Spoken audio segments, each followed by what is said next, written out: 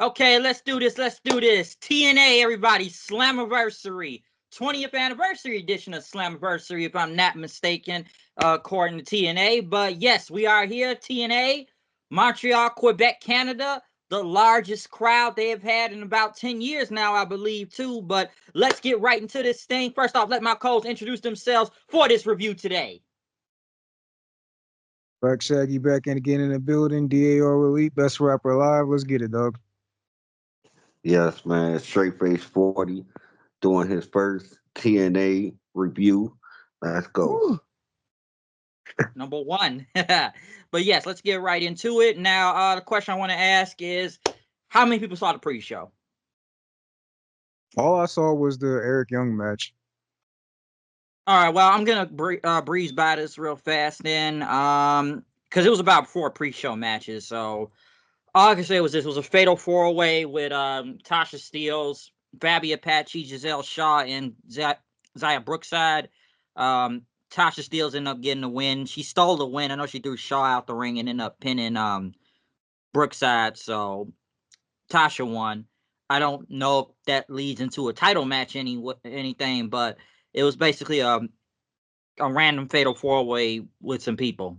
So They'll not probably much I run can that really say. back. Her and Giselle, since Giselle just beat her. So they'll probably run that back. Yeah, because I forgot you barely see them two right now. Well, they appeared on the show like maybe 2 weeks ago, but now I feel like they be kind of popping in and out of the show sometime. But yeah, Tasha ended up getting the win and like stealing it and pinning Brookside. So I know that happened. Just to note stuff that was important on the pre-show.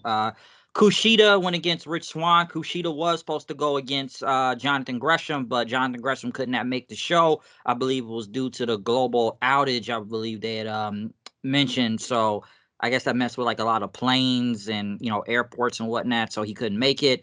Kushida did have a new look. He's not doing the Back to the Future Marty McFly thing anymore. He had new music. If you ever seen Hakushi before back in the WWF, think of that. And he had like I know he had a sword and like one of those like, what do they call them when samurais wear? It was like a wooden basket on his head, not the hat, but it was like a giant wooden like basket, and he had all like these Japanese like kind of markings on his face and body. So what do Well, you hopefully say? that was his decision. Because that sound like straight out the Attitude Era or something. Like they got my man looking like he's Japanese or something. Like, what's going on here? He is Because Japanese. foreign heel type of Yeah, thing. he's Japanese, but they make him look you know what I mean, bro. I know. Man, they made what's the name into Yokozuna, and he was a whole Samoan, and he was supposed to be some type of Japanese terrorist or something, man. Like, what's going on here? Well, that's what it sounds like. Like you just hearing the description and not seeing it, that sounds kind of crazy. But hey, if that's what he want to do, then cool. But I hope nobody told him to do that. I guess it had to do with the feud he's going with Gresham right now over the whole ink thing, or whatever Gresham's doing with his octopus ink or something. Like I'm not honestly even sure. So he had a whole new gimmick. So he really kind of shook up his whole act, because I don't know if the Back to the Future thing was getting old at this point, but yeah, he had a whole new thing, and it was actually a good match with him and Rich Swann. It actually wasn't bad. It was pretty good. Ended up with Kushida winning. He did like the hoverboard lock off the top rope and hooked it in for the win, so Swann could tap out. But yeah, he's got a whole new look now. So yeah, Kushida, new gimmick and everything, music, all of that. So interesting stuff. The third match they had was Masha Slamovich and Alicia Edwards versus Jody Threat and Danny Luna. It wasn't a bad match. Some said the finish was kind of screwy, especially with the referee. Somebody didn't really clear the title belts out of the ring or something. When I think Masha tried to get the title, and then both women end up pinning Jody Threat. It was like a double pin. So I don't know why the rep just didn't stop and only have one person win. But yeah, the system, or the militia, I guess that's what the team is called. The militia end up retaining tag titles. Now that the show was over and we see what happened with the system. I don't even really know why they won this match in the first place. Like this show was very much the downfall of the system, but they still won. So like, what even is the point of that? Like, they should have just had all of them lose because everybody lost except these two. Like, but what does that Right, even mean, bro? Alicia Edwards is the only one who gets to keep the title. Like, what? right. Hindsight 2020 because that, man, Steven, you hit it right on the money because I man that unbelievable tag team match was I like earlier. Man, it tells me that yeah, if this a downfall, everybody gets their title taken. Ain't nobody just one person keep them. Why you get to keep yours? There ain't no point of that. Yeah, Yeah. man. Yeah, And now okay. they better keep them. Like, if they're just gonna lose them like next week or something, then you should have just did it right here. Yeah. Which I feel like that's gonna happen. They're gonna make some random match for Thursday on Impact and say, y'all And one titles on the line against such and such. Then again, it's not like it's a lot of knockouts tag teams kind of lying around in TNA right now, anyways. and one more thing though, Bryce, and this right here tells me right like if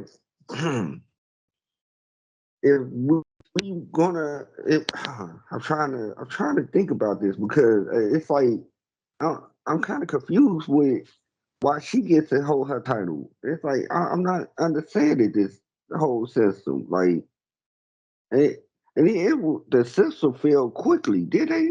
To y'all, I don't know. It's been To going Nah, me, they've for been like on top for a 6 months. minute. It went on too long, honestly. Honestly, it didn't make a lot of sense to me when it was formed. yeah, that's what I Well, was the about to name ask. and the catchphrase definitely don't make any sense. Trust the system. What does that even mean, bro? They were just trying some stuff. It has system, and you heard trust the system so many times. Everybody.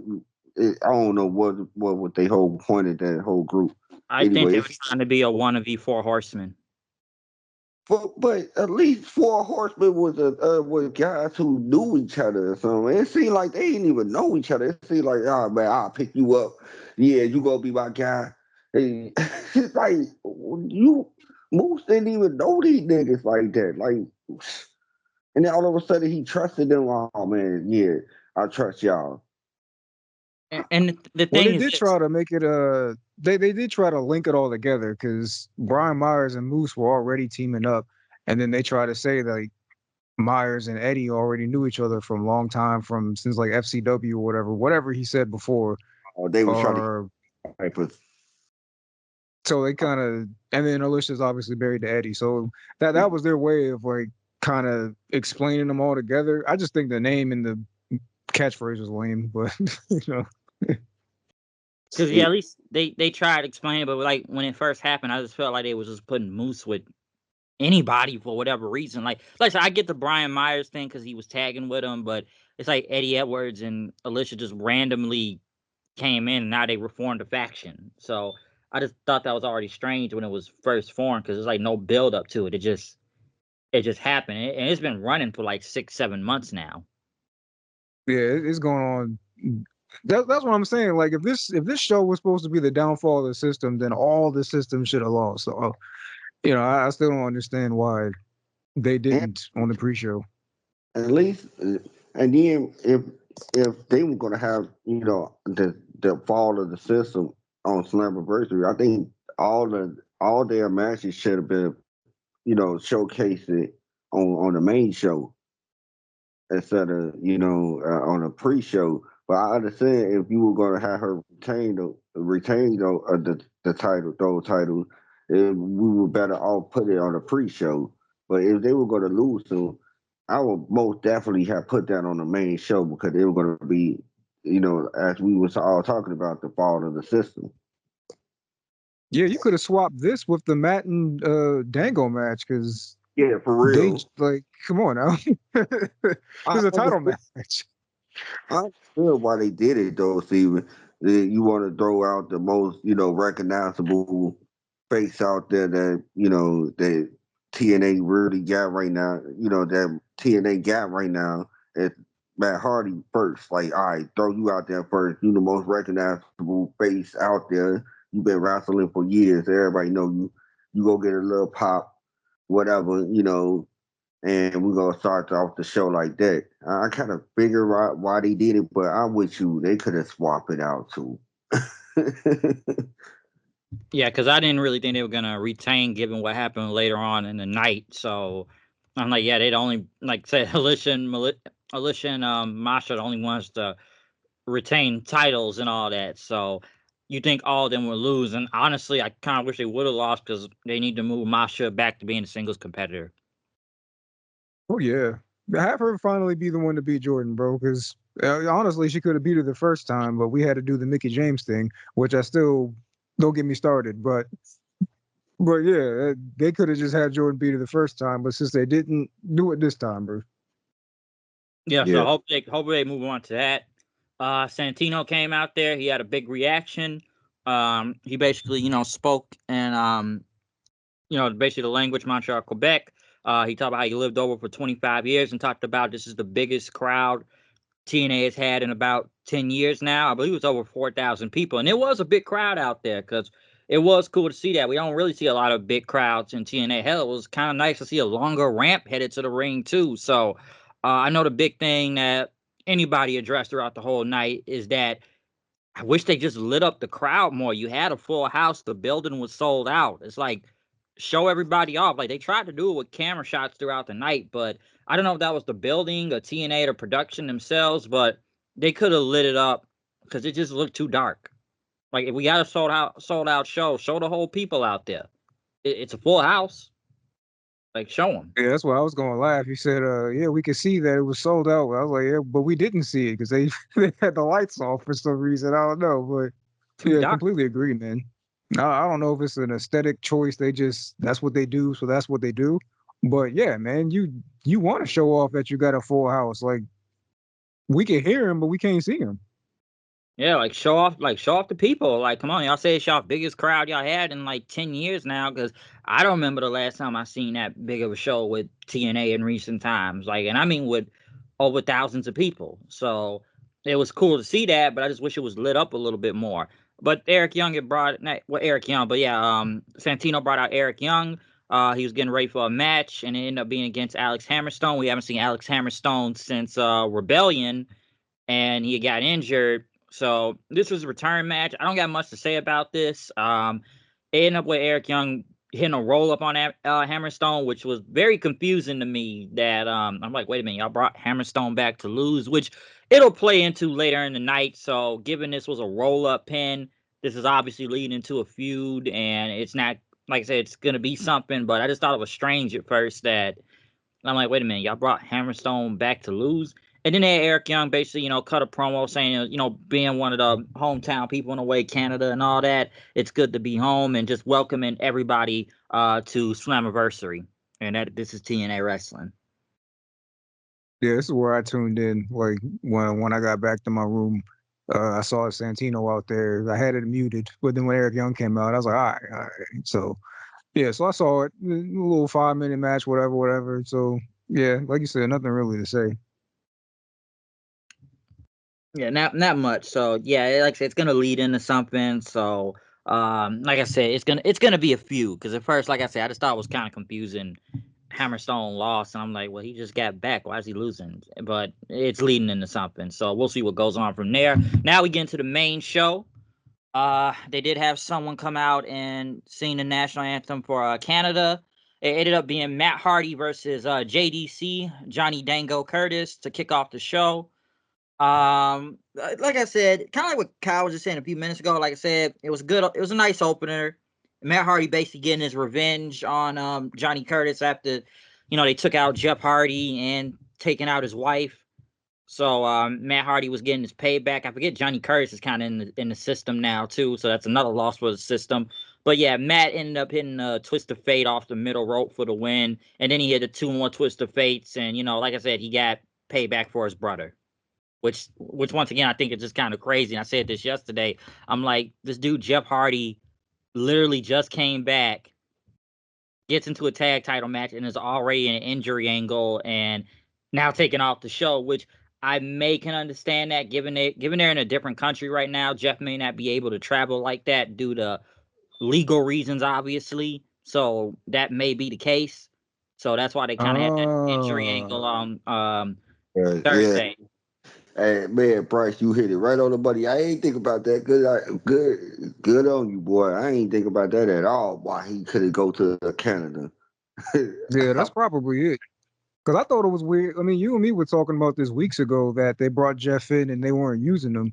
So when we were talking about it yesterday, I was like, well, maybe he's legit messed up or something because I don't see this whole time why they haven't been using him really. And then when they finally use him, it's an injury angle. But that makes sense. Yeah. So way to go, Jeff. He said, "Run to go, Jeff." Yeah, because I just thought it was odd. Like he just showed up, and this when I was there. When I went to the show, he came back, and then it was like, well, we ain't even seen him on Impact. Hell, I thought I would have saw him at the tapings when I was there, like the next day. But nah, it's like he had a title match and then he just got taken out. So yeah, it probably had to do with legal reasons to why he could not make it to Canada. That's why they had JDC like take him out and with the whole put the chair in the neck thing, which I feel like I've been seeing that all week. And I mean that just in wrestling on every other show too, with someone's head inside the chair being ran into the barricade or something. So it's probably like the second, third time I've seen it this week. But yeah, Matt got his payback and yeah, he won from there. He had a pretty big reaction too. So good way to kick off the show. It was Yeah, short. I'll give it that. yeah. This was one of those matches that I understood. Like I said earlier, I understood the reason why you gave it to me as the first match, but it wasn't. It, I'm not saying I don't want to see Matt, but if he don't have his younger brother with him, it kind of I don't want to see Matt. I Well, guess I did say. he wasn't really limping this time, so I didn't think he looked that bad out there this time. I know it's Okay, Matt. Yeah, Matt has walked out with a limp for a pretty good long time now, but I didn't think he looked that bad. No, yeah, and normally I'm on the train where I don't really need to see Matt too much either, and it's not because I'm not a fan of him, but he's never really doing anything interesting anymore, and it's been that way since AEW. Like I've been a Matt fan for a very long time, and it's like in this last run that he's on right now, he's not ever really doing anything interesting. And so the last show where he wrestled Moose, and then I was like, actually, that match was a lot of fun. I gave them all the credit in the world, but you're not going to sell me starting this show. Matt Hardy's coming out. He's going to wrestle Fandango. I'm just like, yeah, this ain't 20 whatever 18 whatever. Like you couldn't make me care back then, bro. I'm definitely not in 2024 going to get excited for a pay-per-view match between Matt and Dango. But like I said, it was short, so I'll give him that. Yeah, short, sweet, to the point. But I get your point, especially going from a world title match now. It's like kicking off the show against Fandango. So like I said, it is what it is. So like I said, good opener. Right after that, they end up going to the tag team titles. System Brian Myers and Eddie Edwards versus ABC Chris Bay and Ace Austin. One thing about the system, get heel heat throughout the entire night that all the system was like wearing American flag colors and all that, and Canada and Ace Austin and Chris Bay wearing the pink and black, like the Heart Foundation, which you're gonna see a lot of pink and black throughout this show and a lot of Heart references in general, given Montreal. But I enjoyed this match. I thought it was a really good tag match. This was probably was going to be like one of my favorite damn near match of the night until later on, but really good tag team match. I'm sure everybody saw the biggest botch out of the whole thing, which I guess what was it? Chris Bay was supposed to hit like the Art of Finesse or something, and it was supposed to accidentally hit Alicia, but I don't know what happened. Like basically, it didn't even hit. Like no one like it's like she went back too fast or the timing was off, but I guess she's supposed to get hit by a cutter, but she fell backwards or something like that. Like it was just that's She probably like still the only sold it. like she still sold it. That's probably the only negative thing throughout the whole match. But this is a really good tag team match though. Like I definitely enjoyed it. And it did end up with Ace Bay winning the tag titles again. They end up hitting like I said, Art of Finesse hit the fold. and now are the new tag team champions. I guess it was their contractual rematch because I think they lost it back at Sacrifice or something a few months ago, so they finally got their rematch here. So yeah, they got the tag team titles back, but good match. Yeah, I'm really happy that that whole angle with them after they lost the tag titles and they weren't on the same page anymore, and they were acting like they were going to split up, they even wrestled each other. Like all that literally was just to strengthen the tag team, and it didn't lead to them breaking up. Because I'm like, they're a dope tag team, bro. Like, and I don't really know what either of them will be doing on the show if not this. So, stay in this little bubble over here, make the tag division even better, keep cooking over there. And like you said, this match was dope, dog. I it didn't blow me away or anything, but like it was still a really good match. So, and you know what? To their credit, even though I hate the system, the name, the gimmick, all of that, Brian Myers and Eddie Edwards turned out to be a really good team in this too, because they had quite a few like really dope tag title defenses.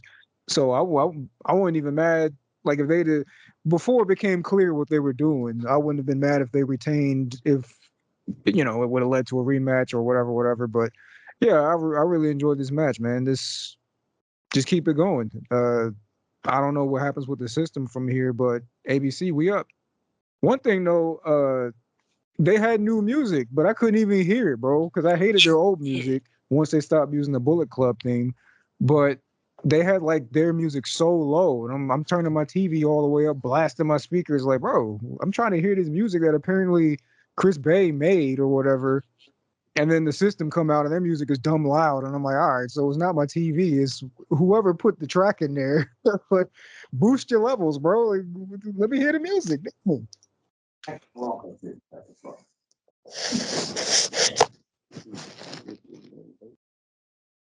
Cal, you there? You trying to I'm say still something, here. Cal? No, he's still there. I thought he was trying to say something. But yeah, Yeah, I'm here. Sorry about that. no, you gonna say But yeah, something about the tag match though? yeah, most definitely. One of my like I definitely say it will be a top match of the night. Real talk, it was ball to the walls, and I ain't gonna lie, except for that little spot that you was just saying, Bryce, about Alicia. I like, man, hold on. She said it here a long time now. What is going on here? Like, man, I could not understand why she was standing there so long until the move got hit, and then it didn't even hit. But other than that, I will not have a complaint about it. Other than that, for real, it was a good match. And then see, but here the storyteller of the match, man. Who is they writers, man? Somebody needs to pick them up for real, man. That is a good storyteller. That is very good. I ain't never knew. I ain't know about the little the rivalry at first between the two partners, but yeah, that happens. That happens in real life. You know what I'm saying? Like, you know, you and your guy probably not going to see that eye to eye. Sometimes it probably will go to blows, but sometimes it's strength. It make you better. It make y'all better friends at the end of the day. You probably telling your kids like, "Yeah, I have to whoop your uncle a couple of times," but it ain't like you whooping them like you will be doing an enemy. It just sometimes it happens. And, it's a guy thing. I don't know, but Brothers fight, bro. right, and that's a good storyteller, very good storyteller. I mean, I can't even take away for that. But that was a good match behind that storyteller, though.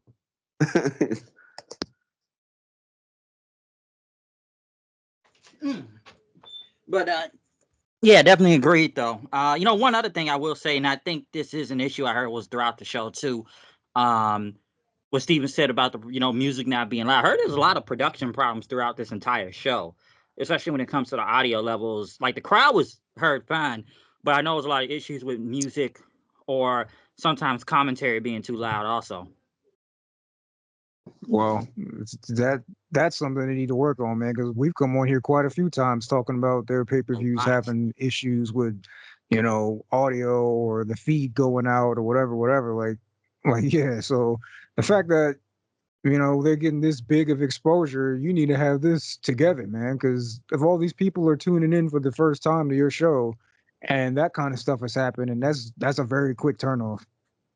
Oh yeah, true. Yeah. Audio. And we talked about it many times when it comes to audio issues, but I know a lot of people were saying throughout the entire night. So I know it's always been a problem, but it ought to be fixed though at the same time.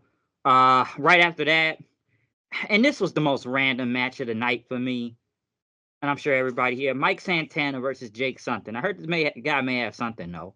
Listen, I don't have a lot to say about this. It was a good match. But what did it really lead to? It's not like it was ever really playing up to anything on TV. The last thing Santana did last Thursday on Impact was beat the hell out of Johnny Curtis there, Dango.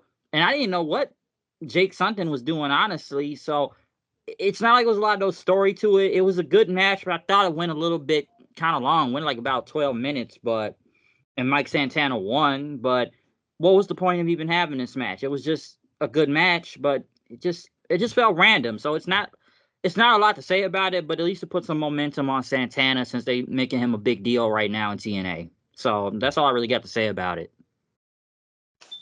See, this is all right. So coming into this show, right? Jordan Grace went on like I don't remember some radio show or something. It was hyping the show up, and she was saying stuff like, and it wasn't even just her, but she's the main one that I saw, and she was saying stuff like, "You never know who's going to show up at Slammiversary and stuff like that." And then by the end of the show, none of that really happened, and it turns out that they had a lot of stuff in mind that they wanted to do, but people couldn't fly in because of what happened.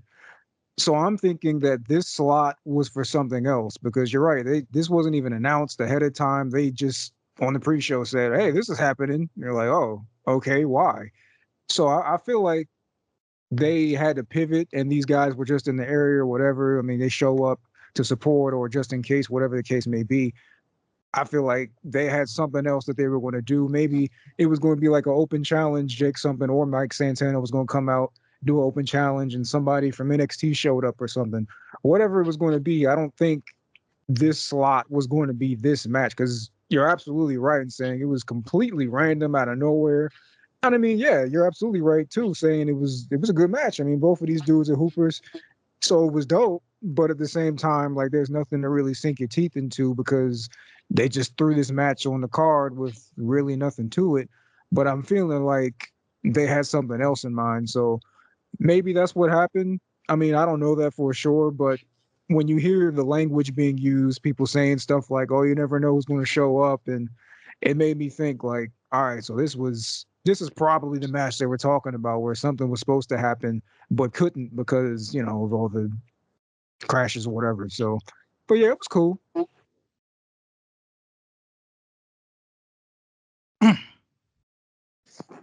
Oh yeah, yeah. This one. Oh yeah, right. This one of the matches I skipped. So yeah, I'm sorry. But nah, like I said, it was good, but it was just random. That's all it really was. I feel like they probably could have cut this one from the show. To be And I'm glad honest. I heard too because it felt random when it was coming up after the tag team match. I like they were trying to explain it, but I like he got screwed over by somebody else. So why he over here going against him? That's what y'all trying to tell me that he got screwed over by somebody else, but he going against Jake something. For what? What?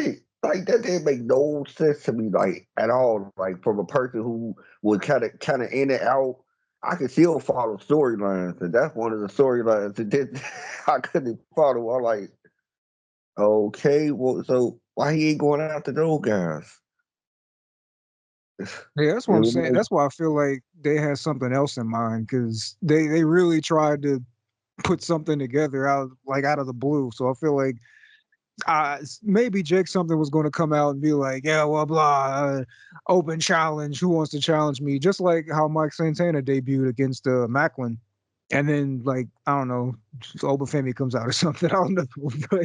But that's what made me feel like they had something else in mind because, yeah, this was so random. Yeah, so it was just a random match, honestly. So yeah, it was good, but yeah, it was just too random. But moving on from that, we go to the Rascals versus the No Quarter Catch Crew. It's probably the only kind of NXT crossover we're getting the whole throughout this whole show. But it was good to see the Rascals all back together. Trey, Wentz, and Wesley, I guess if you want to go by his TNA name, it was Desmond Xavier, but they all came out dressed as Buzz Lightyear. I'll say that. It was some pretty cool gear. This was a good 6-man. Some would say it was probably a spot fest at the same time too, because yeah, obviously there's gonna be a lot of dives and all that, but it was still a good match. I enjoyed it. One thing I think you said this yesterday, Stephen, was probably well, I don't know if you said it, but probably the largest crowd that the no quarter catch crew has probably been in front of outside of NXT at the Performance Center every week. But no, it was a good match. Like I said, it's not much I can really say about it. Like I enjoyed it. Like it was some good stuff. I like the finish. What's they finish called? The one where one does like a flip and they push one in like midair on the person. It was like hot fire flame, whatever it's called. Basically the standard moonsault. It still look a cool finish, but nah, like I said, it was a good 6-man. We already know what it was gonna lead to, given the no quarter catch crew who've been showing up on TNA, beating up the Rascals, and now, like I said, with the Rascals popping back up on NXT a couple weeks ago, we finally got all three back together, and now it's led into this match. So good stuff from here. Definitely enjoyed it. Yeah, I laughed when this was even becoming a thing because it's like Trey and Zach have been heels for like the longest time. Trey even longer because Zach was in NXT with Wes. But like all of a sudden, just because they're teaming up with Des again, their faces. And even on commentary, Matt Raywald made a slight at Tom. He was like, "Oh, so now you're a fan of the Rascals?" And yeah, because now all of a sudden they have to be babyface because they're back with Wes, even though literally up until like a week ago they've been heels for like years now.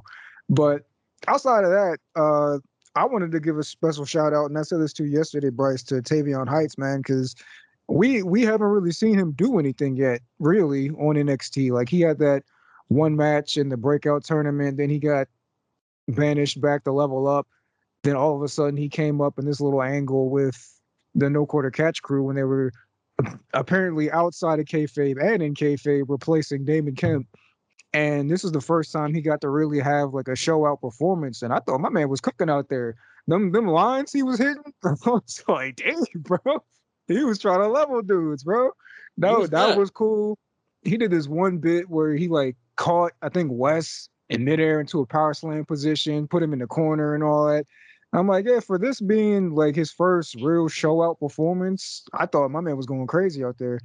And yeah, it was, I mean, we see a million of these matches every week. If you watch all the shows, you've seen enough Spot Fest 6-man. So, I mean, the match was fine. But I just wanted to give a special shout out to Tavion Heights because this is really like his breakout performance, at least for me, as somebody who watches NXT every week, that we haven't really got to see from him. So, yeah, good stuff. Oh man, y'all you took the words right out my mouth, man. That was like one of the highlights because I know how everybody else get down. You get what I'm saying? But I never got to see Tavion. And once I got to see him, I'm like, oh wow, man, this boy here, he explosive and powerful, and then he boisterous too. Like when he cut them off, he like, yeah, what's up, chill now. And I'm like, oh, see, man, that's what I like, man, because you when you supposed to be the heel, talk to him a little bit, man. I swear, I really, really like dude, man. And he got some. And I heard that he was a very accomplished amateur wrestler that they were talking about. What they was saying on commentary. And I was like, man, very accomplished amateur wrestler. All right, cool. That's what's up, man. I really want to see more. I got to see more NXT, man, for real. No, he was good out there. Seriously, one thing I do want to ask. I think we've all talked about this before, especially when it comes to this TNA and NXT, partnership crossover thing and all that. Because I think I may have addressed this already when it kind of comes to who's popping up on whose show. And one thing I did say, I know we've seen a lot of bigger TNA names been kind of popping up on NXT lately, but has anybody really, how can I say this, somewhat noteworthy big from NXT been showing up on TNA? Because I feel like it's just only been other way around. And I think I may have addressed this before, saying how TNA kind of needs to be careful in this whole crossover things, especially sending their bigger names over there. Because even I was like, hey man, don't become a feeder system to the damn WWE, because it's like I don't think it's gonna look good on them in the end and all of that. So especially when you got Joe Hendry popping up on NXT like multiple times last Tuesday, so that already kind of got people thinking already what's probably gonna happen. Same with Jordan Grace too, but I'm sure some people would probably want to see bigger names from NXT pop up on TNA, because I feel like it's only just been the other way around right now. I'm not saying this is a bad partnership or anything, but I just kind of notice a few things here and there. This is not like the one with AEW. Like, this is far from that. Okay? So just kind of just throwing it out there right now. I From what completely I've been, agree with what you're saying. I mean, because yeah, there isn't a one-to-one comparison in how like what talent crosses over. Like Jordan Grace is like their cash cow for the women's division, and she's going over there. And in return, we're getting Tatum Paxley and Izzy Dame. Like, and then Joe Hendry is like their biggest star right now. Period. Most over guy in the company. He's going over there, and we're getting no quarter catch crew. It's like I definitely see what you're saying, but I also still agree that this isn't the AEW thing. Like they do need to be careful because yeah, the feeder system thing it's definitely there. But I mean, considering the kind of crowd they drew, the buzz that's surrounding them right now because of this partnership, we haven't seen that in a very long time. So I mean, they're still getting something out of it. But yeah, in yeah, terms of talent exchange, yeah, I definitely agree that they need to watch that.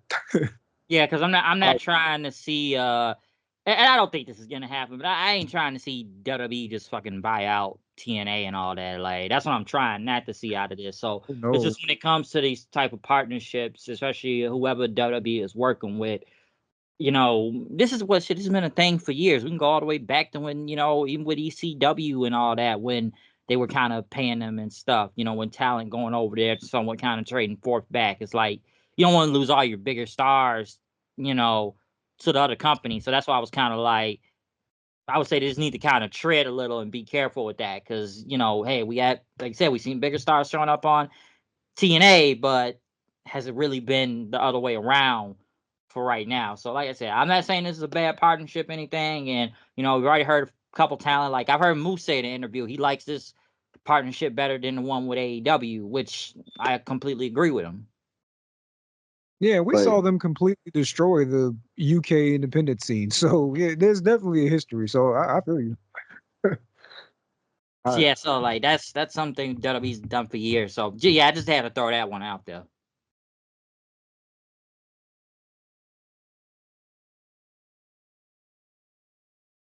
You, what? No, oh, I thought I y'all. thought you had something, Cal.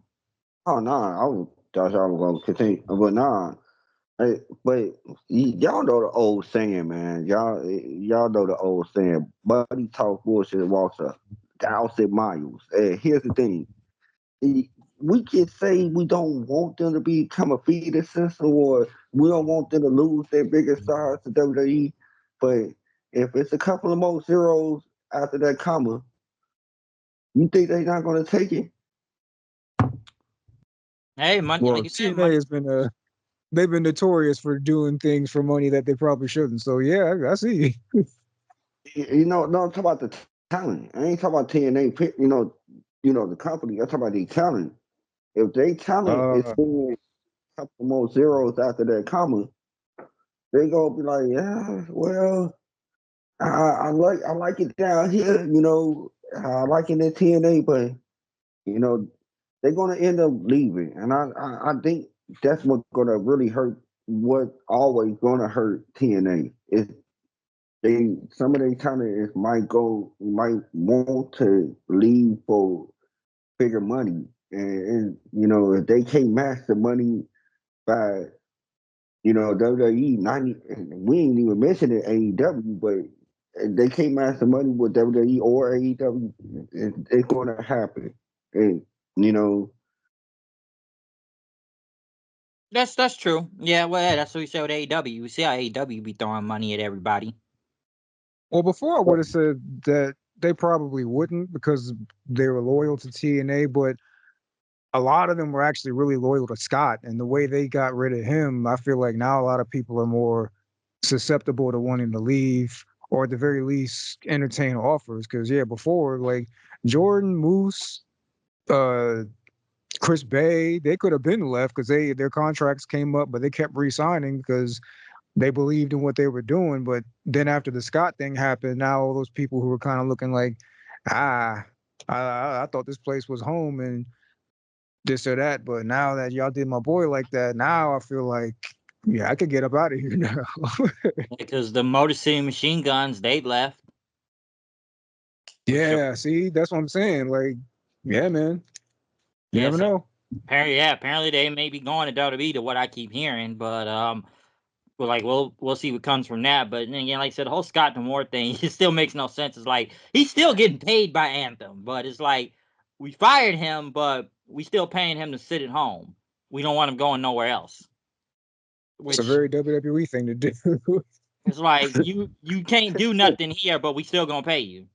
Like what? Like what's the point of firing him if he's still on the payroll? I don't get that. So I don't know. Like it's a strange thing, but we'll see what happens though. But moving on from that, we now go to the digital media and the international heavyweight wrestling championship on the line. AJ Francis, who came out with Rich Swann, Smoke Dizza, and Josh Bishop. I guess Westside Gun has a wrestling promotion or something, so that's where they got this Josh Bishop dude from. And it went against PCO in a Montreal street fight because before the match could even happen, I guess they already beat him up in the back and left him for dead, which basically PCO still, came out with his zombie like entrance and Frankenstein being brought from the dead and all that. And I can say this was a wild ass brawl, a wild ass street fight, which I have to say I enjoyed. Obviously you're gonna get a lot of weapons in here. Of course, you got your chairs, you got tables, you got trash cans and all that, which was some pretty brutal stuff in here. Okay, really brutal stuff. One spot to kind of point out was what PCO throwing what AJ off the top rope, landing on like the two tables. The sickest spot of the night was Josh Bishop, who basically did a razor's edge on PCO to the chairs, which the chairs were sitting up like in sitting position and hit the top edge of it, which the way he fell was just brutal. Okay, that was just I was like, oof. I was like, shit. I'm like, how's he getting back up from that one? Because that was a rough bump.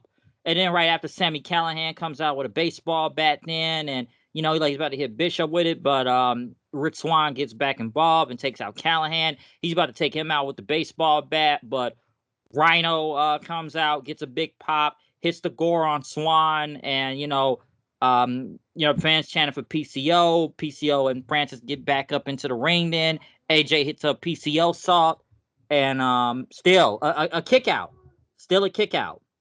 Um, right after that, AJ still got back up. He hit a tombstone on him, like Undertaker and all that, but still PCO kicked out. He got him with a choke slam onto the chairs. Then he went for one more PCO salt and got the win and won the digital media title and the international heavyweight title. And as he celebrated, Steph Lander came out dressed like Tuesday from the Addams Family, and I guess proposed to PCO, and PCO responded "we" and put this very weird giant oddball like ring on his finger. So one thing, PCO is from Montreal, so yeah, it's the hometown guy getting a big win and pop. So it'll play a feel good match at the same time too. But I gotta say, this was a wild ass brawl. This was a wild ass hardcore match. So this was one I actually enjoyed. I liked it. Yeah, normally I'm never really too excited for PCO matches because all they are is him just falling on stuff from various heights. But this time he was getting slammed, bro. He wasn't falling, he was getting slammed, bro, and that made Oof. all the difference. Like, I guess because he's in there with somebody his size, and AJ is deceptively strong, bro. Because I mean, you see him, he's not really defined or muscular, but that brother is strong, bro. My man put him in the electric chair and dropped him on the chairs. And he didn't do that with any help either. He just lifted him, boom, dropped him on. I was like, God, holy, Yeah, that was bro. crazy. And And I don't know what you I guess you said he's from West Side's promotion or whatever. I guess my man he's on that one chicken breast, two asparagus diet. That's that dude, bro. My man muscled PCO up into he did PCO didn't crunch. This dude literally just picked him up into a razor's edge position and just chucked him. And I'm like, I don't know what PCO weighs, bro, but the fact that he just did that like nothing, dude, that's a problem, bro. That nigga's not human, bro. But yeah, this match was cool, man. I've actually really been enjoying a lot of what AJ's been doing, and that was really an uphill battle for him because, like I said before, like I know people who know him personally, and they don't jive with him and whatever. So I already was prepared to be like, whatever about this dude. But this little run he's been doing ever since the Joe Hendry feud ended, I was like, yeah, it's cool. I can dig it. And he put out a cool performance in this match. I ain't have no problems. It was fun. It didn't overstay his welcome. PCO was out here taking crazy bumps like he does, but they were looking better in this time. So yeah, good stuff. Um, I would like to thank y'all for making me not skip this match. I ain't gonna even lie to y'all, I was, but I thank y'all for not making me skip it because my goodness, man, that was a crazy match. Everybody was coming out, boy. I just man, it like it gave me that feel of that wild match back at WrestleMania. You know what I'm saying? It's just like it just gave me that feel, just everybody just going crazy. And PCO just he just amazed me what he still could do. Like my goodness, you can still do these things. Like man, I wish I could just still get up in the morning without saying at your age, boy. Like man, you let alone do a move stall. Like my goodness, bro. PCO man, big ups to him, man, for real. Facts. And like you said about So, AJ, I really is. I'm really amazed. It's like I don't. I'm like, man, he probably still that dude that still not really, polished. Nobody really cares. Like I don't want to see his matches, but he really doing. He doing a lot better. He showing everybody that what you were seeing over there at WWE wasn't it. And what you see here is me trying to be better and get better. But Agreed. I agree. No, that's true. Cause like, no, he has proven himself. Like I said, he has been good in this current heel run with him and Rich Swann. Cause I'm sure we're all used to calling him Flop Dollar in general because of that dive and everything, and how he went out on WWE twice, by the way, too. So no, I gotta give credit. This heel stuff has been working, and this is really good. Like I said, this was a really good match. It was a wild brawl. It was like I said, it was some insane, brutal spots out there too. But like I said, both guys held up their part, and it was really, really good stuff. I just still think the craziest thing out of that match was the Razor's Edge on those two chairs, which just like I said, how do you get up from that? So that's it was still crazy. So I definitely enjoyed it. So this was a really good match. Definitely liked it. Uh Next though, the knockouts title is on the line. Jordan Grace versus Ash by Elegance. The concierge was with her. Going into this is something I didn't really want to see.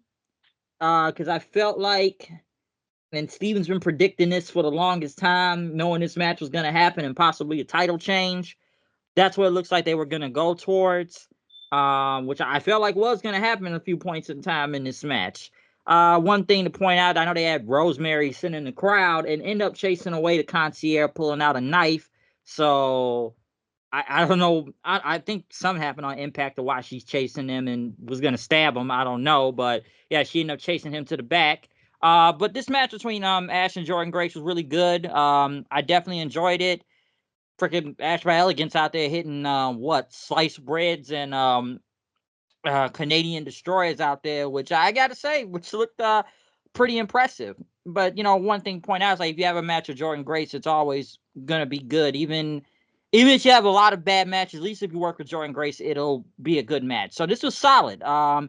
Jordan Grace did end up getting the win though. Hit like a big back fist and then hit the Grace driver for the win. So yeah, she still did retain the knockouts title.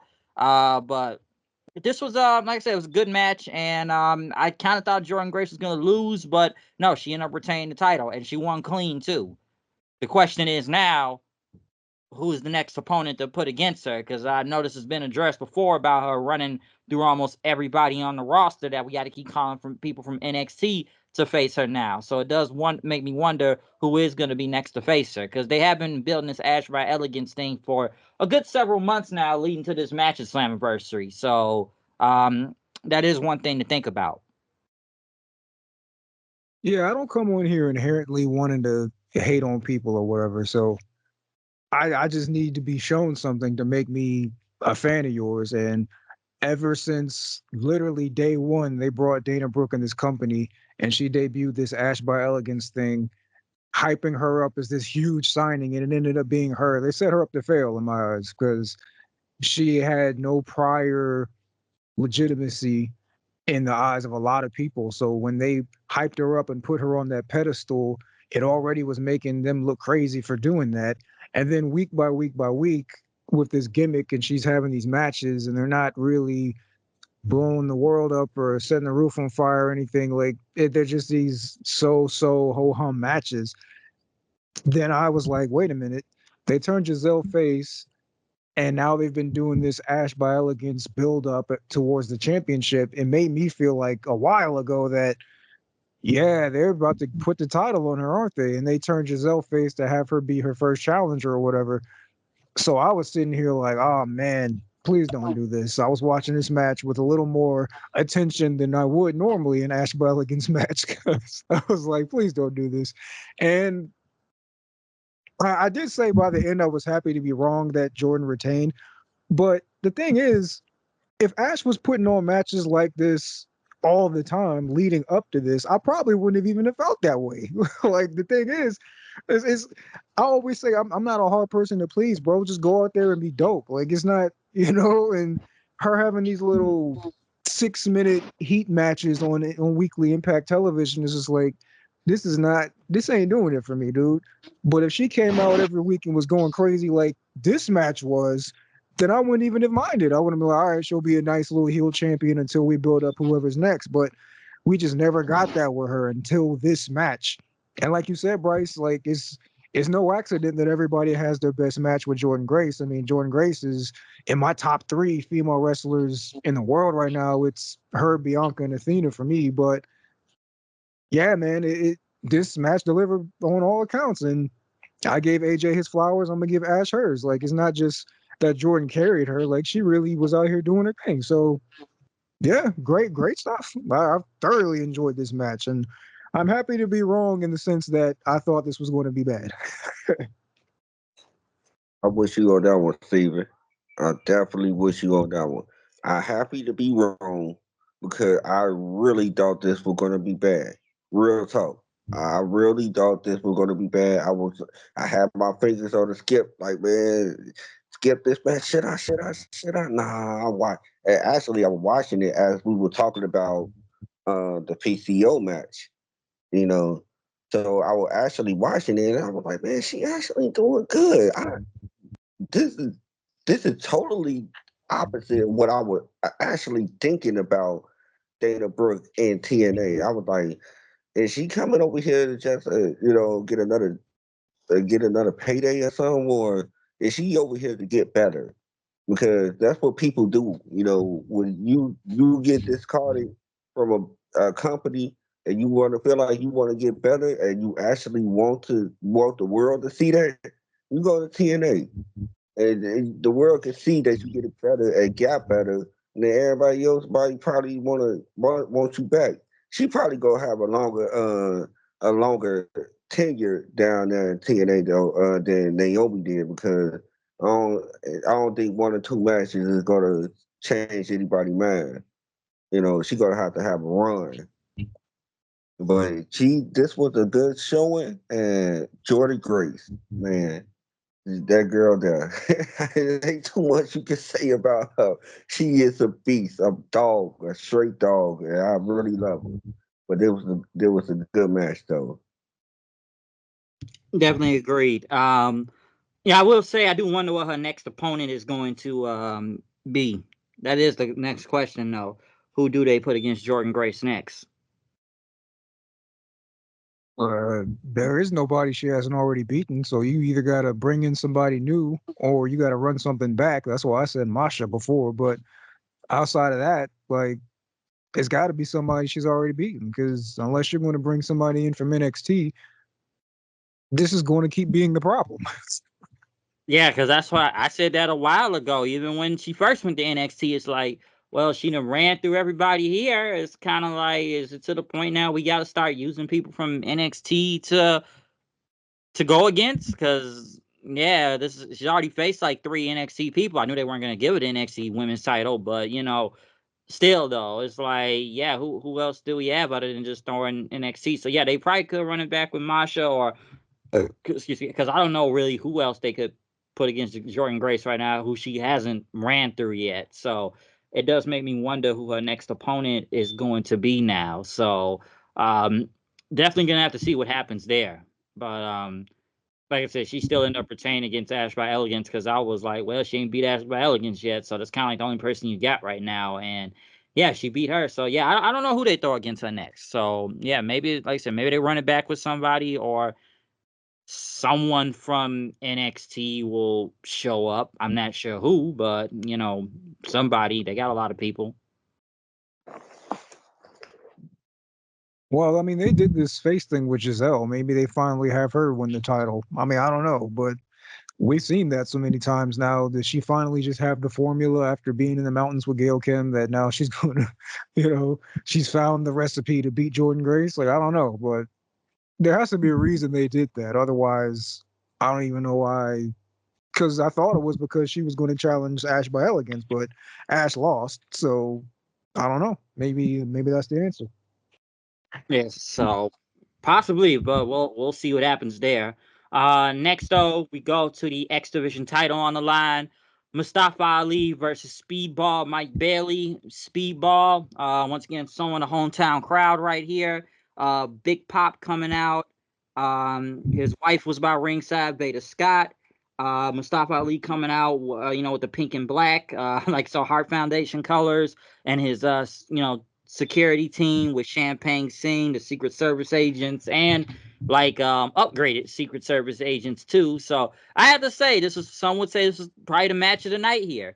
You could probably say overbooked when it got towards the end, but I enjoyed all of this. This was crazy. Obviously, the fans were really against Mustafa Ali out here. That they started chanting "Fuck you, Ali," because one thing Steven had pointed out before is that a lot of people don't really boo Mustafa Ali because he's probably one of the best people they kind of got going as the X Division champion. Him and the Secret Service people and all that. So his run has been good as a champion right now, and adding Champagne Sing to it too. But no, this was really enjoyable. Like I said, obviously the security agents did get involved. That Speedball had ended up taking some of them out. Obviously towards the end, this is when all the crazy stuff kind of goes into play. Because what I think Mustafa Ali, he ended up hitting he hit a poison rana, he hit the ultimate weapon, and we thought it was over right there. It was like 1, 2, 3. You saw the lights change and the music about to play, but Mustafa's foot was on the ropes that it even caught me from there. So one thing, that's still another line from Steven again, but they said this is the Neville versus Sami Zayn match. If you want to go, do a little bit of history on that right there. So they kind of got me right there because I thought Mustafa lost the title from here. But Bailey was surprised by it then, and he had went for a kick and ended up hitting the referee, which the fans was chanting, "You deserve it," to the referee after he got kicked. So ref bumped in, and then Secret Service agents get back involved. Like they surrounded Speedball. Speedball takes him out. Singh comes in with the title belt and hits Speedball with it. Mustafa Ali ended up hitting a 450 and got the pin. But then next thing you know, one of the security agents, the riot shield one, pulled him out of the ring, the referee, and ended up being Trent Seven. Then fans chanted, "Holy shit!" Seven's taking out the security people. Then after that, but Mustafa ended up taking him out with a dive and a chair shot. Then and then the referee's down, everybody's down, and then he starts calling somebody out, and it's Earl Hebner, and the fans start chanting, "You screwed Brett." You screwed Brett. So it's like we about to get a Montreal screw job finish right here. Mustafa's hitting the sharpshooter in, and Earl Hebner's conflicted. What's he gonna do? Is he gonna call call the match and hit the bell and everything? But Mustafa got pissed off and started arguing with Earl Hebner, then telling them to ring the bell and all that. And he had a chair then, and Ali ended up kicking the chair, and you could see the chair hit Earl Hebner's leg. So he may have been legitimately got hurt right here, because he already kind of had a somewhat tough time headed to the ring. But I think he got knocked legitimately by the chair once Speedball kicked that chair and it hit Hebner's leg. But Speedball ended up putting a sharpshooter into Mustafa Ali, and he tapped out, and it got a huge pop. And now Speedball Mike Bailey is the new X Division champion. So I enjoyed all of this. This was crazy. Like, this is probably one of the biggest reactions out of the entire night. Like, the crowd went nuts for this match. They definitely went nuts. They were glued to literally almost every part of it. So a lot of crazy stuff, and Montreal Screwjob references and all that, but enjoyable stuff though. Hell of a match. Yeah, man, this was clearing away match of the night for me. As the show was going on, I would say things like, "Oh, that was very good," or "Oh, it was really good." But once we got here, this was awesome, dude. This was something else, man. It literally had everything. Like, you had two hoopers in there doing what they do best, cooking. But then you also got all the crazy stuff that added to it. I mean, normally people complain about overbooking, but all this overbooking really created suspense for the match. Like I brought up yesterday, the Sami Zayn, you said Sami Zayn, the Neville and Seth Rollins spot where his foot was on the ropes. Like, I bit on that. I was like, whoa, dude, that's crazy. Like, he didn't beat him, even though the whole arena thought he beat him, but not just yet. And then that made me think, all right, well, now Mike Bailey's gonna lose because he didn't win right there. But then we had like so much more after that, each with the crowd biting on each and every single near fall. Like, it was crazy, man. This literally had everything. If there was ever such thing as a perfect match, this is one of those, man. And I mean, credit to all involved. I mean, even Earl Hebner, man, like you said, he took that chair to the leg, and yeah, I don't think he was selling either. I think he was. I think that he already came out, like you said, wobbly, and that was like a light breeze, and he just hit the ground because it definitely wasn't selling. He said, "Whoa, whoa, whoa!" with the mat. So Mike Bailey need to be careful with that. But yeah, man, it was cool. Earl getting his redemption in Montreal, everything. Like I said, near perfect, bro. I can't glow about this match enough. This is one of those matches where they say, "Yeah, I need a cigarette after that," because you could have ended the show, and that would have been fine. But we had one more match after this. But yeah, man, it was amazing. If there's any match that if somebody was like, well, what should I go back on the show and see because I didn't watch it? This is that match. If you don't watch nothing else, even though I largely thought the show was really good, this is that match, hands down. Fantastic stuff. Oh man, yeah, oh definitely, man. I was thinking that match. In all actuality, I was watching the ending of the match as y'all were talking about the beginning. I mean, when we were going into this match, and I was like, man, we about to talk about. I thought the tag team match was crazy. This match right here was, ooh, man, this was crazy. And I really didn't too much like. I mean, I ain't too much mind the Secret Service niggas coming in. You know, all the overbooking, as you would say. Okay, it kind of played into what had been going on anyway. He been trying to dodge this nigga anyway. He been trying to dodge him. Of course, now he gonna have a plan to even if he go against Mike Bailey. I'm going to try to make sure I can keep the title. So it kind of goes along with the storyline to me. You know, and I really like the ending, the big pop, the wife with the crowd, man. It was a feel good moment for Mike Bailey, and it was the best match of the night. No, yeah, definitely enjoyable stuff. I definitely enjoyed all of this match. So it was crazy. It was really crazy out there. Shout out that ref too, because he kicked the freak out of him for real.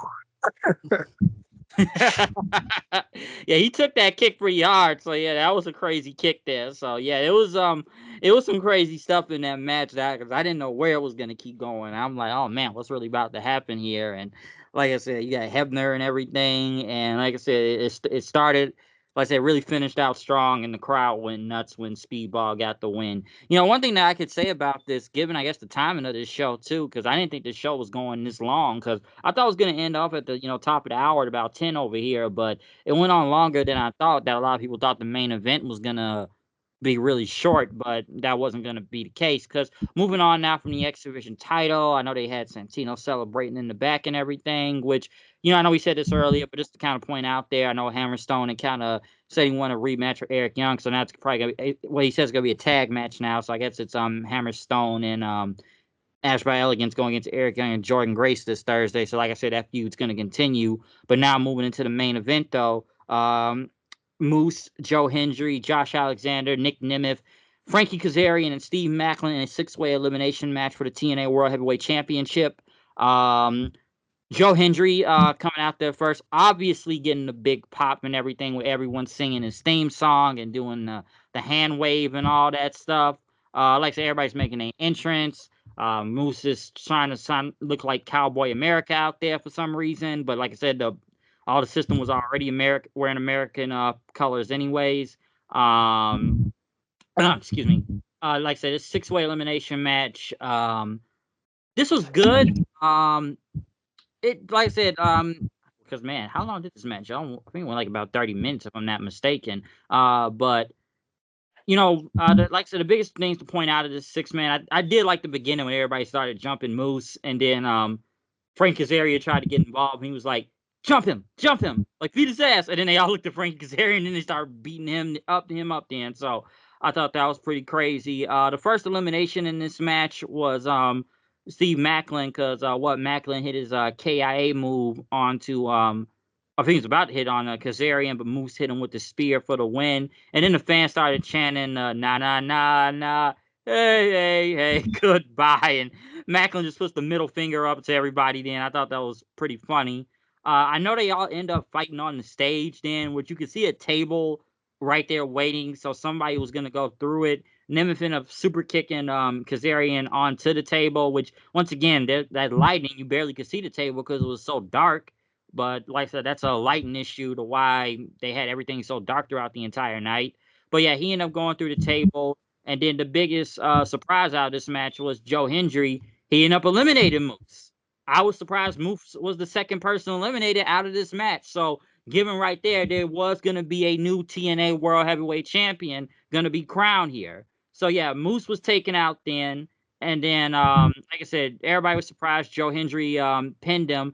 And then right after that, Hendry's going to try his finisher onto Josh Alexander, but Josh got out of it. Low blowed Joe Hendry, hits the C4 spike on him. And I guess he basically turned heel right here, Josh Alexander, because like I said, dude's got the Heart Foundation colors on once again, which, he didn't really think that was going to happen. So he just starts beating the hell out of Joe Hendry, then slapping him around, saying, like, you're a joke and all that stuff. And, he's just basically just calling him out, stepping on him. Fans start chanting bullshit then, which I saw a lot of people went on and say, oh, TNA should have put the belt on Joe Hendry right here instead of do this. I think people forget about the chase. That's what they're trying to do. And they're building a story now with Josh Alexander turning heel. So that was the other big surprising thing throughout this match was Josh's heel turn. So that was something I don't think a lot of people saw coming. Fans started chanting asshole then because they're basically trying to get Joe Hendry out of there because, like I said, Josh just kept stepping on him, saying you're a joke to this company and all that.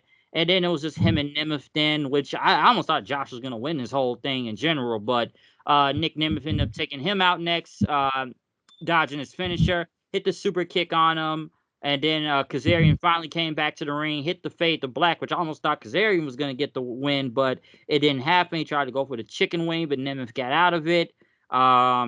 He tried to hit the danger zone. Kazarian still dodged his finisher, and he tried to he went for a backstabber, and they start down there trading super kicks out there until Nemeth hit the danger zone on him, zigzag and whatever. And now we have a new TNA World Heavyweight Champion, Nick Nemeth. His brother came out and celebrated as the other champions also, which, by the way, everybody's nearly a face champion out here. So a lot of faces either won or retained their titles throughout the entire night. So, yeah, Nick Nemeth closed out the show as the new TNA World Heavyweight Champion. Yeah, I completely agree with what you said. Because I did see a lot of people saying, "Why didn't they give Joe Hendry the belt or whatever?" But I literally responded to somebody today saying, "Look, they didn't even build to him being champion. Like this match came about on a whim, where Santino was like, you know what, this is what we're going to do, and we're just going to throw all these guys in here if they qualify, and now Joe Hendry has a title shot. Like, nah, bro, you got to build up. If you want to have your crowning moment, look what they just did with Mike Bailey. Like literally on the same show, Mike Bailey didn't just walk into this title match. He had to have Mustafa ducking him for months on end, and he finally got his moment, his crowning achieving moment. You can't just on a whim just throw the belt on Joe Hendry without any story. What was Joe Hendry even doing leading up to this match? He was dicking around in NXT, giving the rundown of the show. Like no, bro, you gotta build it, man. So I absolutely agree that they made the right decision. I mean, whether it was Nemeth or not, it shouldn't have been Joe Hendry yet until you build up to that moment for him. One thing I will say though is I think they got the order of the eliminations wrong, at least by the end, because like I said to you yesterday, when Joe Hendry got eliminated, it sucked the air out of the room for quite a while. And we still had a lot of match left after that happened. And even when that happened, the Josh heel turn got lost because nothing amounted from it. Like he eliminated Joe Hendry, but then he was next eliminated, and there was still match left with Frankie and Nick Nemeth. You probably should have switched them. You should have had the last three be Josh, Joe, and Nemeth, and then do the heel turn with Josh, leading into the finale being Josh and Nick Nemeth. So Nick Nemeth like Josh sells his soul to get the title back. He never lost, but then in the end, he still loses to Nick Nemeth after screwing Joe Hendry over. Like that, I feel like that would have gone a lot better, and do it quick too. Like don't have like another 10 minutes of Josh and Nick Nemeth after that. Like, because the crowd was already like, it's late, man. Like people are tired, and then the guy that a lot of people were really tuned in to see, he gets eliminated, and we still got like 15 minutes of match left. Like, nah, bro, you can't. You got to structure these things better in order to help the match out. So if they did that differently, where Frankie got eliminated before, and it was just the three, Josh, Joe, and Nick Nemeth, and then from there the heel turn happened to the end of the match. That would have been way better, man. Because I was sitting there, it was almost 11:30. I was like, all right, man, the crowd is kind of out of this now because their guy didn't win. So now they're kind of just giving Nick Nemeth a pity response. Let's go, Nemeth. But it's not really, it ain't hitting like if it were Joe Hendry. So yeah, you switched that one thing, this would have gone a lot better. But I am happy for Nick Nemeth. I mean, he's like the guy refuses to reinvent himself, but he still stays over. So good for him, I guess. He did come over here. He said he didn't want to skip the line. He didn't want anything handed to him. He wanted to earn it. So he actually had more of a story leading into this match than Joe Hendry did, because he had a title shot and he failed. And this time he was able to get it done in the end. I wouldn't have minded if Frankie won, because, with Slammiversary, this anniversary, whatever, Frankie's never won the belt. I wouldn't have minded that. But that felt like it would have been too similar with what we just got with Moose. So yeah, Nemeth, that good for him, man. That's cool. Him and his fake ass Guns N' Roses music. It's cool. It was a cool match. No, I agree though. I, I feel like it like Steven just said, like man, I ain't even see. I haven't been on the internet or a whole day yet. Day so far, and I would have been like, y'all need to be quiet with that. Joe Hendry need to be the world champion. Not now. First off, let it be a build like Steven was talking about. Let it be something like man. Let it be something that feel good to me and to the fans and to Joe. That was a feel good moment for Mike Bailey. That was a feel good moment for his fans too. So I didn't agree that he needed to be no, not now. But Nick, they were kind of good. I wouldn't mind him being the world champion. If and I know he's going to be there to try to drop the title to somebody who who good enough to be that top level star for TNA. And I want to enjoy his run. And I want to see how his run goes. But there was a good match. Nah, that's Plus, if true we're though. getting oh no, go ahead, yo. No, I was gonna say that I was gonna just go back what Kyle said. That is true. One thing, and I already brought up at the beginning, but yeah, I don't know where a lot of people felt like, oh, they should have put the belt on Joe Hendry. Like I said, it's about the chase, what they want to lead to, and obviously it's going to lead into a feud now with Josh Alexander now. Because one thing I could say about going to this whole six-way match, yeah, they had like a somewhat mini tournament leading into this whole thing, but now it's like at least they told some stories within the match, and everything. Now, like I said, Josh's heel turn, and now Joe Hendry not getting like the big win. Because I actually would have thought Joe Hendry would have been made to the end of this whole match and probably still lost. But I just think it's kind of crazy. Everybody, oh, TNA dropped the ball. They should have put the title on him. Listen, I get he's popular right now and he's very over, but you don't want to rush things at the same time. You want to at least build and let it rise to even get him over any even more. So when he does win the world title, it'll be a big moment whenever that will happen. But right now, it puts him into a different feud. Even Josh Alexander, to an extent, going to this whole six-way match, I just kind of feel like, yeah, he's in it, and we already know his credentials and why he's one of the biggest names of the company. But I think the heel turn could work. It's something different. We all know he's been kind of face of the company for a good while now, and the flag bearer of this whole place.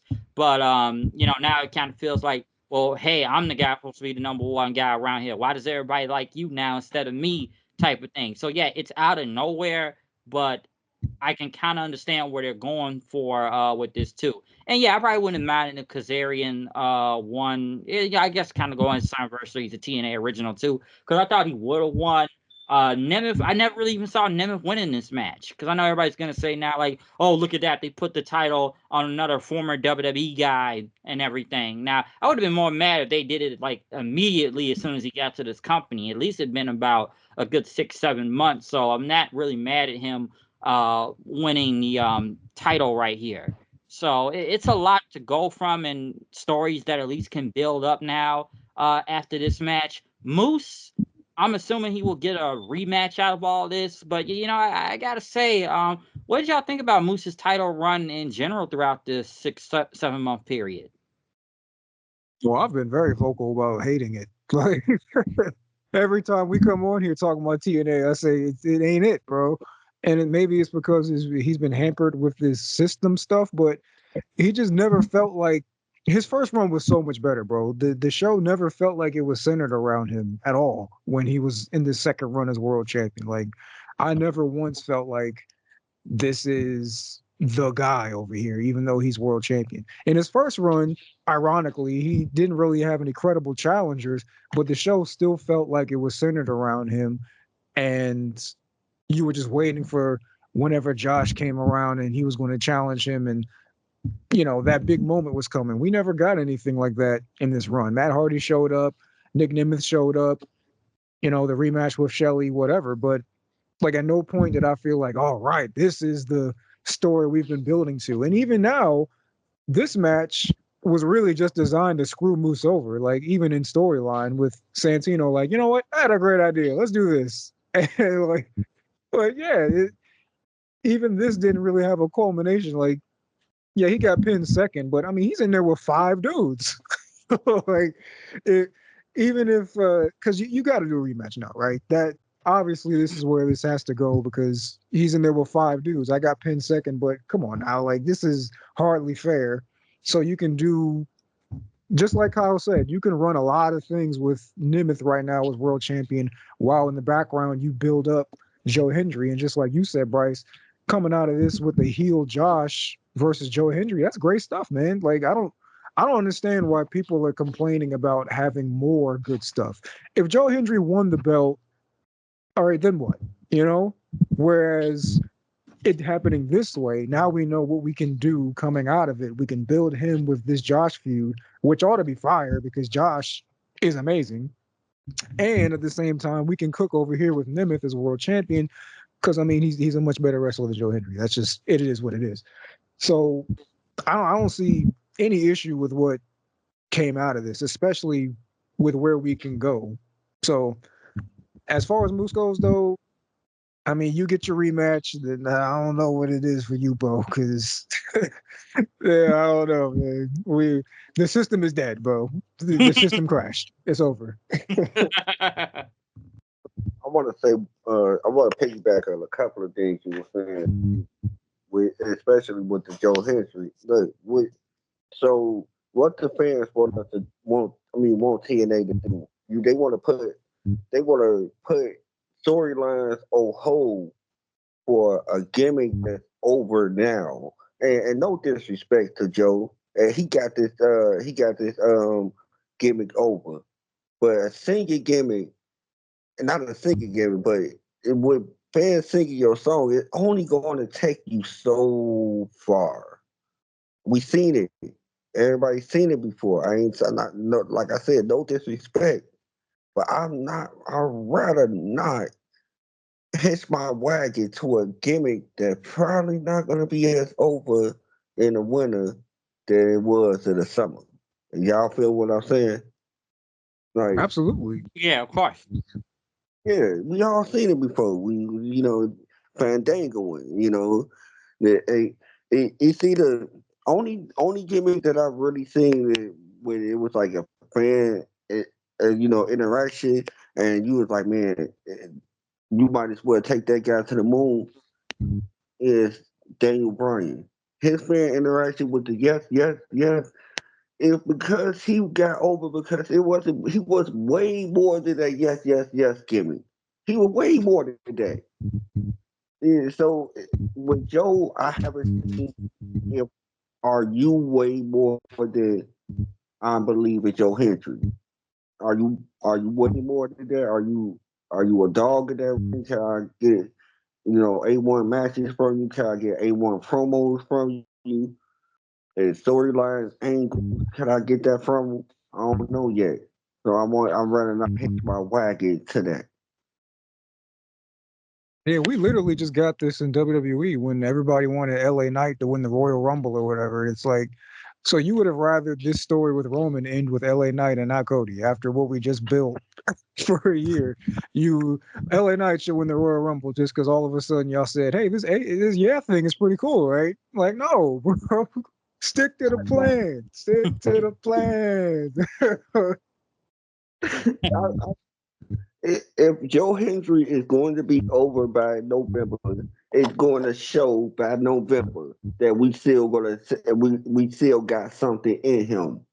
But not now. Where you see a lot of moving pieces around. You got Nick Nimitz, you got the heel turn of Josh. You know what I'm saying? That's a good feud right there. And let that be the first match. That gonna go crazy. That gonna really take off Nick Nimitz title reign. Every match after that, you can have some good matches, but man, Josh Alexander and Nick, good match. That will be a good one. But I will nah, man. And that's why the fans sometimes you listen to them, sometimes you don't. Facts. Well, that's a fact right there. So, nah, like I said, I thought the main event was enjoyable, and like I said, it now opens up a lot of new stories in many ways to where this could go. So, like I said, I'm not really mad with Nemeth winning the title from here. I didn't really, like I said, I didn't think he was really even gonna win in general, but I'm still cool with the decision and where a lot of things can lead to. But I just think it is kind of crazy that people really thought that TNA messed up, like they didn't put the belt on injured. It's like Kyle said, like we get it. He's over right now. He's very popular, but you can only do so much with this song. And he made what, a couple appearances on NXT, and now Era said we gotta put the belt on this guy. It's like we ain't there yet. Like I said, it gives it time, and like I said, it's a lot of new moving pieces now. Let's see where this Josh heel turn thing goes. Like it can go many ways with Josh, especially being a heel now. I don't know how much they could change out of it, but I think it could work. Hell, it should have if necessary, and maybe it could happen, maybe it couldn't. I'm taking a shot in the dark on this. Hell, we probably could get the North probably to reform as a team at some point in the future. Since hey, Ethan Page is heel right now. What if he just popped up one day and then they just start beating the hell out of everybody? So just to kind of throw that out there as an idea too. But no, it's many ways so a lot of things can go now, given that we got a new world champion now. So we can definitely see what's gonna go on from there. Overall though, I really did enjoy Slammiversary. I thought this was a really good show. One thing I can always say about Slammiversary is like Slammiversary usually puts on pretty really good show. Sometimes better than Bound for Glory half the time. I know everybody says Bound for Glory is TNA's biggest show of the year, but sometimes Slammiversary you always get a little bit more out of Slammiversary, and it was a lot of positives to this show. One thing I can point out was obviously the larger crowd out there we haven't seen in a pretty long time now.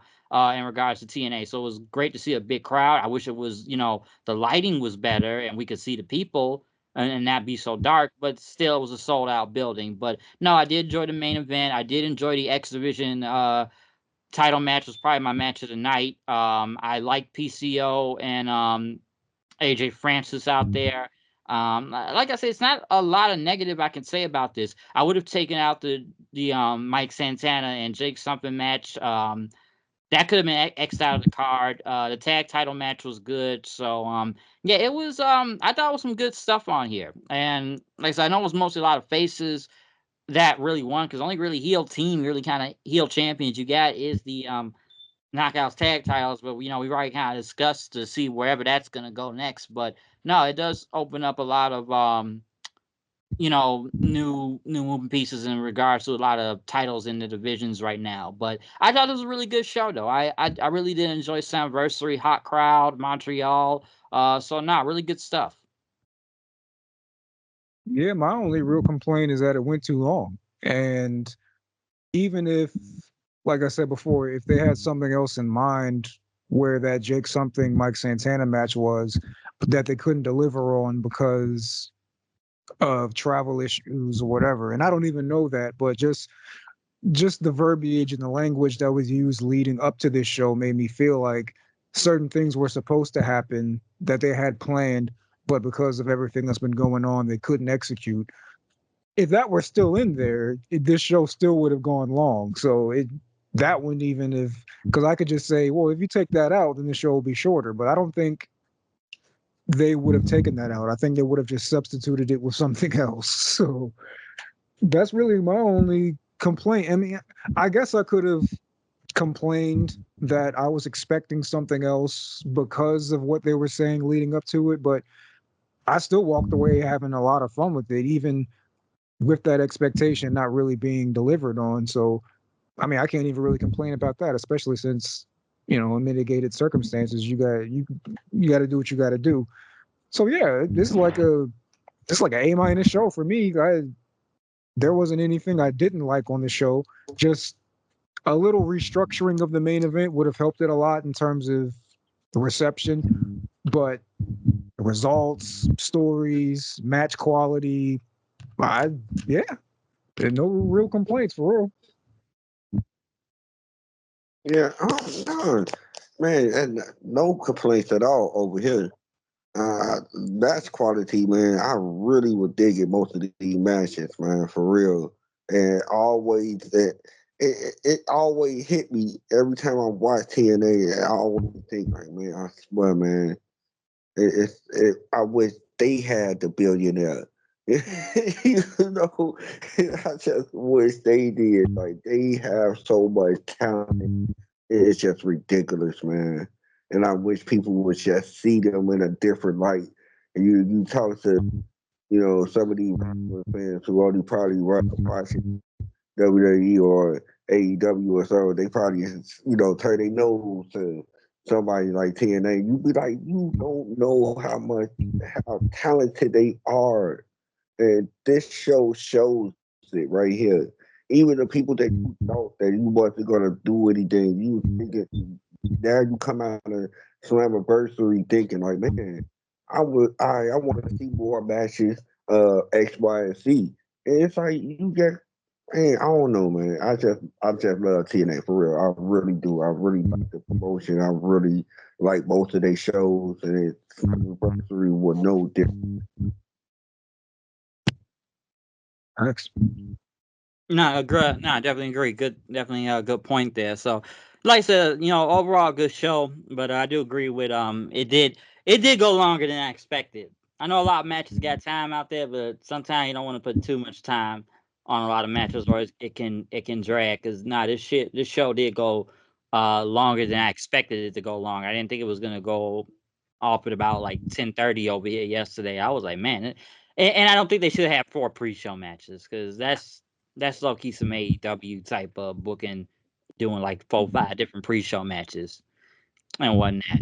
You don't want to put too much matches on the card. So nah, like that'll probably be my other complaint about it too. But no, overall it was a really good show and I definitely enjoyed it. And would have I may expected some other surprises? Possibly. It could have happened. I don't know who could have maybe returned debut, or maybe I don't know, could have been someone from NXT that popped up. I don't know. But no, I don't really have a lot of bad to say about the show than what I already said about it. So nah, good stuff though, all around overall. But other than that though, the next time probably be back here will be for SummerSlam in the next couple weeks. So got that coming up. No, most All right. definitely. I can't wait. I ain't gonna lie. Yeah, so that we definitely got SummerSlam coming up soon. So yeah, definitely be back in next couple weeks. Anything to plug before we get up out of here?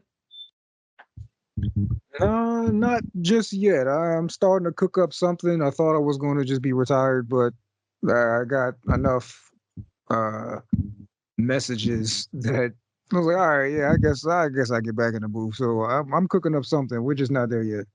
No one ever retires. No one ever retires in anything, honestly. But Apparently not. like literally, no one ever retires. Got anything, Kyle? No, nothing over here. I ain't got nothing brewing over here. Yeah, no, right now it's like I got something, but yeah, definitely be back for SummerSlam. No, but yeah, overall, definitely enjoyed Slammiversary, and yeah, we're out of here. See y'all then, and peace.